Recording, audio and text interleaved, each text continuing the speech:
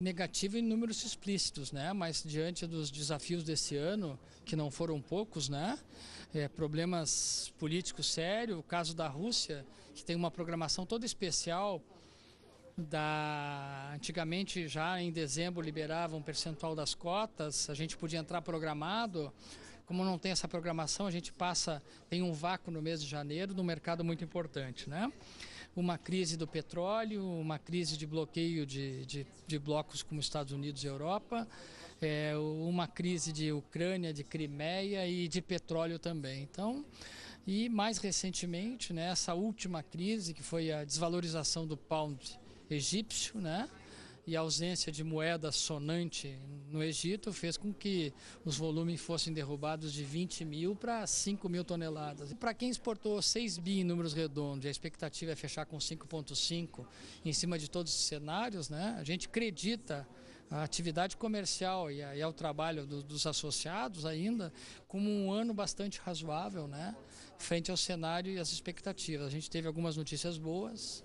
O mercado americano abre, a gente ainda está entendendo um pouco, tem uma preocupação muito grande no controle da parte microbiológica, mas a gente tem que entender um pouco esse mercado. Ele está também ligado, né? Quando vocês perguntam em quantitativos, a gente está acompanhando o mercado, tem um abate maior de fêmeas provável para esse primeiro trimestre, então nossos preços não vão ser competitivos, mas a gente tem a expectativa que o mais importante da abertura do mercado americano foi o passaporte, a credibilidade que traz, e a gente tem tido aí alguns movimentos positivos de questionamento.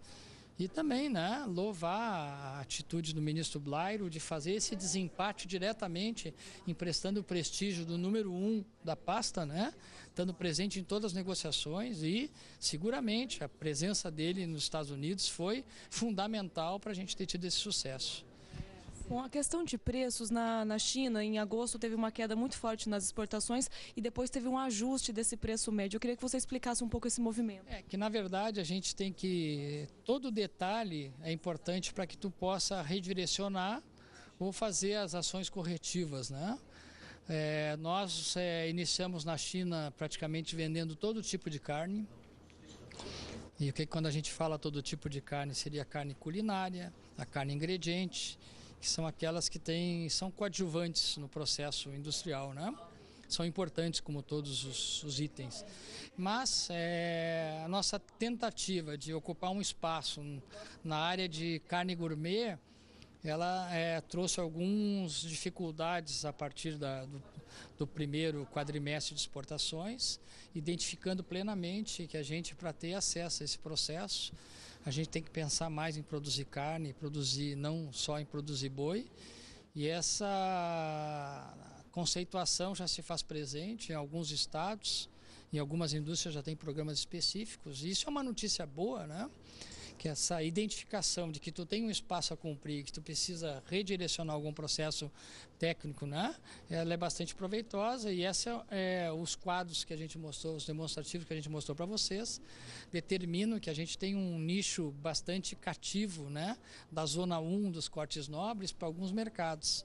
E essa diferenciação da carne gourmet vai nos fazer presente em alguns mercados que particularmente são aqueles mais rentáveis, como no caso que estamos ausentes ainda, né, como Japão, Canadá, México, Coreia do Sul, Taiwan, Indonésia, são todos mercados que não vejo nenhum problema para progressivamente a gente poder acessar nos próximos anos. Para manter o mercado, não ficar fora do mercado, qual que é a importância disso? Olha, a tua pergunta é bastante prudente para nós, né?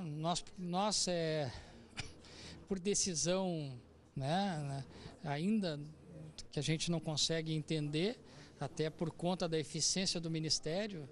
O último caso de achado priônico de 2014, o Ministério abriu e fechou o processo em 60 dias.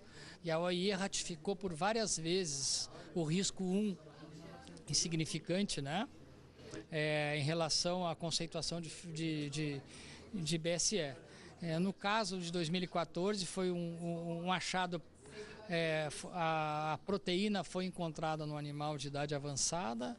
Não é comum que nenhum país faça esse diagnóstico diferencial com animais acima de 7 anos, né? E por conta disso, respondendo à tua pergunta, nós ficamos fora no mercado da Arábia Saudita e por ela assumir uma postura de liderança, ficamos fora também de Kuwait, Catar e Bahrein, e com isso trouxe um prejuízo muito grande, porque a retomada comprovou que nós estamos indo a passos muito pequenos em relação à retomada dos números que a gente exportava em 2012.